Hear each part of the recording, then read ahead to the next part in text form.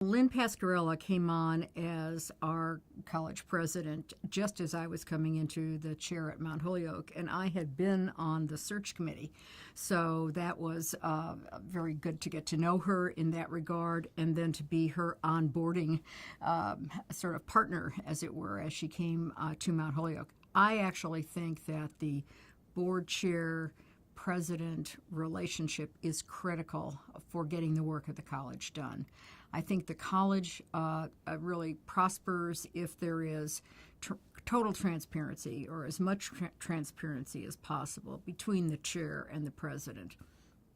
The president is obviously operating the institution, but the board chair really has to make sure that strategic plans and fiscal matters and other fiduciary responsibilities are taken care of from the governance standpoint.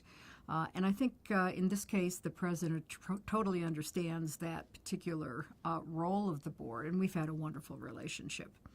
We happen to have started with the strategic planning process, and I do think that makes a difference. As part of the just prior to going out to search, we had done a preliminary strategic planning process, which told us what we were looking for in a president. And then when Lynn came on and I came into the chair, we jump-started that strategic planning process involving all the constituencies on campus, including some alumni.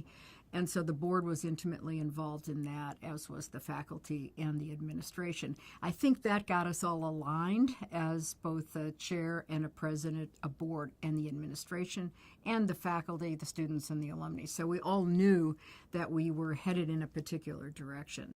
We were at a point of decision-making on a couple of fronts. One, did we want to stay as a women's college? We are a women's college, and that faces all sorts of interesting tests of sustainability in a marketplace which is generally going co-ed, and we also are in a rural location, so we fight that rural location versus city locations, which are quite popular.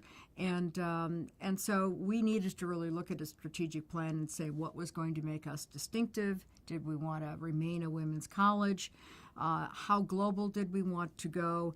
And we had also a strategy thought that we should get more connection between our curriculum and career aspirations, so that the young women who graduate from Mount Holyoke would be better prepared to interview for the marketplace.